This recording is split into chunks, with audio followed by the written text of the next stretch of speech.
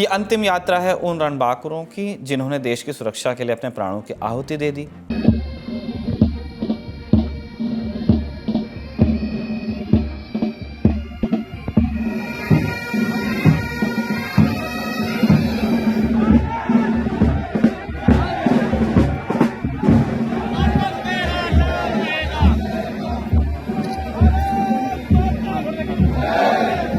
क्या आपको 21 दिसंबर का दिन याद है?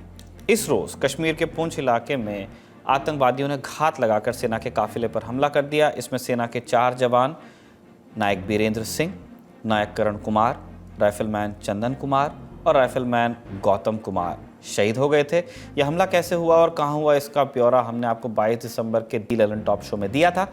फिर भी एक छोटा रिकैप करा रहे हैं क्योंकि हमले वाली जगह से कुछ निर्दोष नागरिकों की मौत का मामला भी सामने आया है। कहा जा रहा है कि ये केस कस्टोडियल डेथ का हो सकता है और नाम सेना का लिया जा रहा है। आरोप लग रहे हैं कि ये मौतें मिलिट्री कैंप में हुए टॉर्चर की वजह से हुई। तो पहले लोकेशन को खंगालते हैं।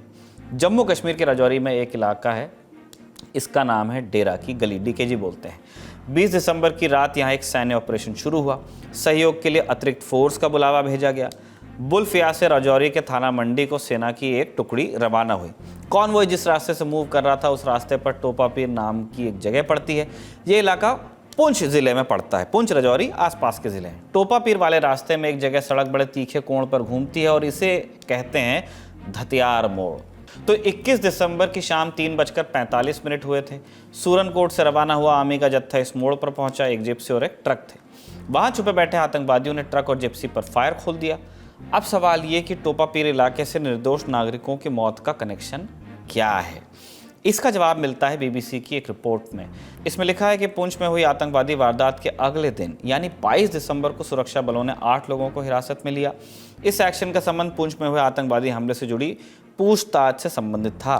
22 दिसंबर को ही मुठभेड़ वाली जगह के आसपास यानी टोपापीर इलाके में 3 लोगों के शव बरामद हुए। ये भी दावा किया जा रहा है कि परिवारजनों को कॉल किया गया, उनसे कहा गया कि कैंप में आके शव ले जाइए।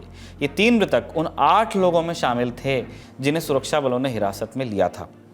मृतकों के नाम हैं सफ़ीर अहमद और उनके 2 रिश्तेदार मोहम्मद शौकत और शबीर अहमद। अब बात इस मामले पर सरकारी महकमों से आए बयानों की। 23 दिसंबर को जम्मू कश्मीर के PR एंड इंफॉर्मेशन डिपार्टमेंट ने इस बाबत X पर पोस्ट किया। इसमें लिखा था कि पुंछ जिले के बुलफियाज में कल 3 नागरिकों की मौत रिपोर्ट की गई। मेडिकल और कानूनी औपचारिकताओं को पूरा किया गया। मामले में कानूनी कार्रवाई शुरू हो गई। सभी मृतकों के लिए सरकार ने मुआवजे की घोषणा कर दी है।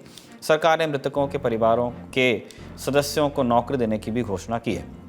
3 नागरिकों की मौत पर 23 दिसंबर को ही सेना की ओर से भी आधिकारिक बयान आया जिसमें कहा गया 21 दिसंबर 2023 की घटना के बाद सुरक्षा बलों द्वारा ऑपरेशन क्षेत्र में तलाशी अभियान जारी है।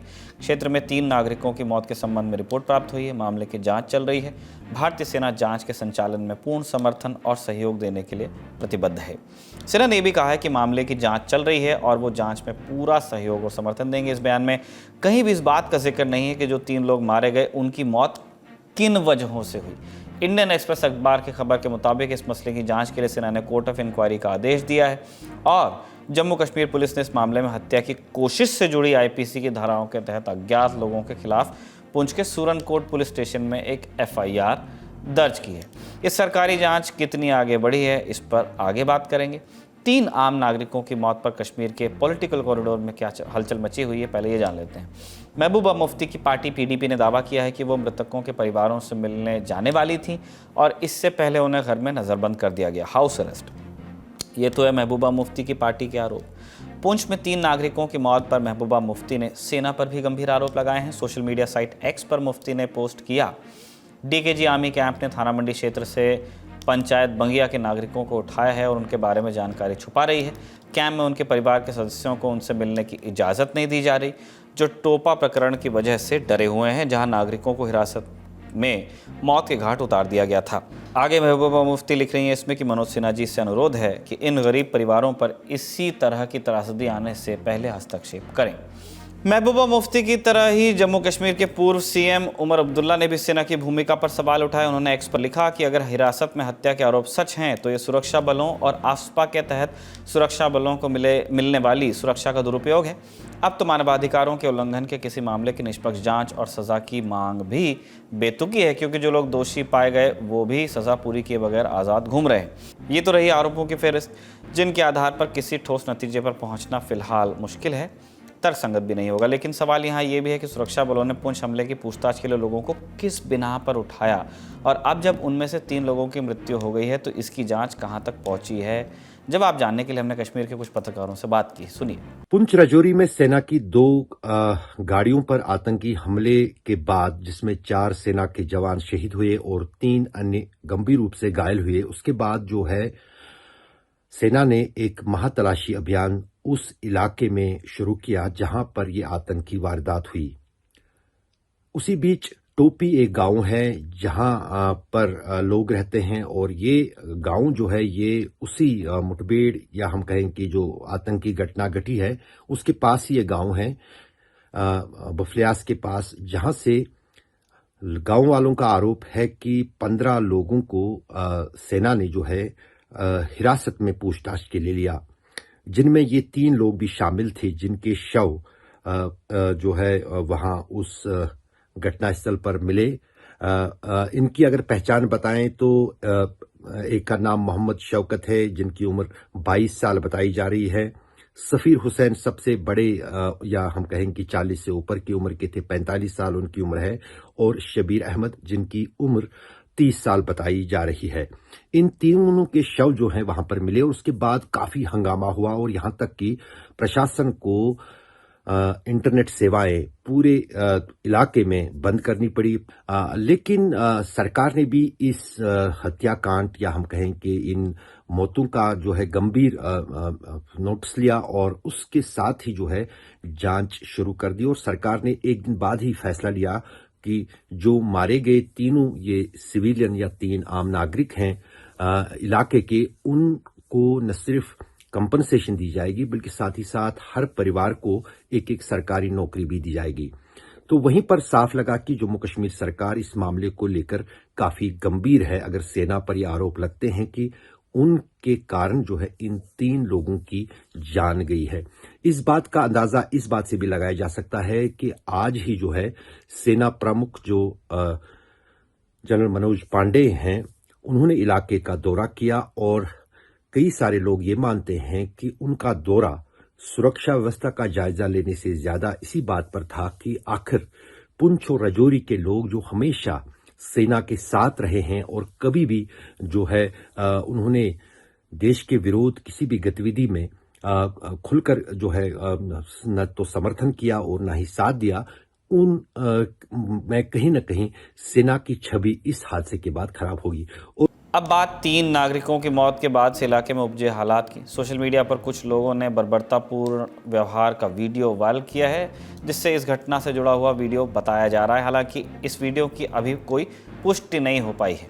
बीबीसी की ही एक रिपोर्ट कहती है कि स्थानीय लोग दावा कर रहे हैं कि सेना के जवानों ने पास के ही मिलिट्री कैंप में ले जाकर लोगों को टॉर्चर किया और इनकी मौत हो गई। इसी रिपोर्ट में जिक्र है कि हिरासत में लिए गए अन्य 5 लोगों के परिजनों का दावा है कि वो भी बुरी तरह से टॉर्चर किए जाने के बाद आर्मी के अस्पताल में भर्ती हैं।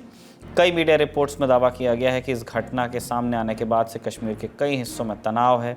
जगह जगह प्रदर्शन हुए हैं, प्रदर्शनकारी पुलिस से उलझे भी, कुछ जगह से पत्थरबाजी की घटना भी सामने आई है। दूसरी ओर 24 दिसंबर को आतंकवादियों ने बारामूला की एक मस्जिद में घुसकर सेवानिवृत्त एसएसपी मोहम्मद शफी मीर की गोली मारकर हत्या कर दी।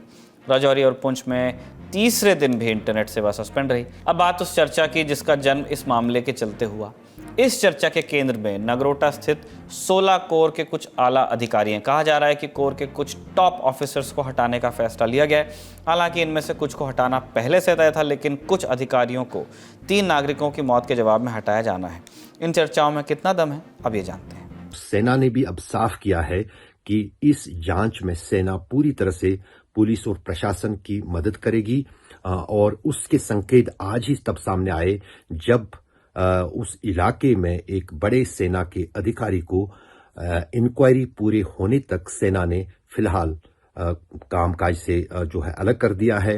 ताकि निष्पक्ष जांच हो इस पूरे मामले की, और सेना की क्या भूमिका है वो भी जो है सेना अपने स्तर पर कर रही है। आपको मैं एक दिलचस्प बात बताऊं कि पिछले साल ही जो है कश्मीर में एक फेक इनकाउंटर हुआ था, सेना पर आरोप लगा था, और उसमें जो 3 आम नागरिक मारे गए थे वो मजदूर राजौरी के ही थे। कश्मीर में वो फेक इनकाउंटर हुआ था। उस वक्त भी जम्मू कश्मीर के उपराज्यपाल मनोज सिन्हा ने कहा था कि जांच को अंतिम पड़ाव तक पहुंचाया जाएगा, और जांच हुई। सेना के उस अफसर पर जो है उसको निलंबित कर दिया गया, सेना से हटाया गया, और उसके साथ साथ सेना के ही कोर्ट ने उन पर उनको जेल भेज दिया। लेकिन वो फैसला फिर सिविल कोर्ट में जो है उस सेना के अधिकारी को जो है जमानत मिली। लेकिन यहाँ पर जो सरकार पर और खासतौर से सेना पर यही दबाव है कि राजौरी और पुंछ का जो इलाका है वहां पर 2003 के बाद कोई स्थानीय तौर पर कोई भी आतंकवाद में शामिल नहीं हुआ था। देशभक्त लोग हैं, सेना की मदद करते हैं, और सीमावर्ती इलाकों में सेना के लिए आम लोगों की मदद महत्वपूर्ण भी होती है, और उसी के बलबूते पर वो आतंकवाद के खिलाफ या आतंकवादियों के खिलाफ कार्रवाइयां कर सकते हैं। तो अगर उसमें कहीं दरार पड़ती है इस हादसे के बाद, वो सेना के लिए अच्छा नहीं होगा, और यही कारण है कि सेना भी दूध का दूध और पानी का पानी इस पूरे मामले में हासिल करना चाहती है, और उन दोषी अधिकारियों को सजा देना चाहती है जिन पर ये आरोप इन 3 हत्याओं पर लगे हैं। बात सैन्य अधिकारियों की हो रही है तो एक और अपडेट देते चले। Army chief General Manoj Pande आज पुंछ के दौरे पर पहुंचे। यहां के जंगलों में अभी भी आतंकवादियों की धरपकड़ के लिए सर्च ऑपरेशन चल रहा है। यहां पहुंचकर आर्मी चीफ ने सुरक्षा स्थिति का जायजा भी लिया। इसी कश्मीर में शांति की पहल के लिए याद किए जाने वाले पूर्व प्रधानमंत्री अटल बिहारी वाजपेयी की आज जयंती है। वाजपेयी ने कश्मीर के लोगों को आश्वासन दिया था कि वो वहाँ के मुद्दों को इंसानियत, जमहूरियत और कश्मीरियत के सिद्धांतों से हल करना चाहते हैं, जिसे आज भी पक्ष और विपक्ष के नेता ज़रूर दोहराते हैं। आज भी उनकी जयंती पर पक्ष और विपक्ष के नेताओं ने उन्हें श्रद्धांजलि दी है। प्रधानमंत्री नरेंद्र मोदी उन्हें पुष्पांजलि देने सदैव अटल स्मारक पहुंचे।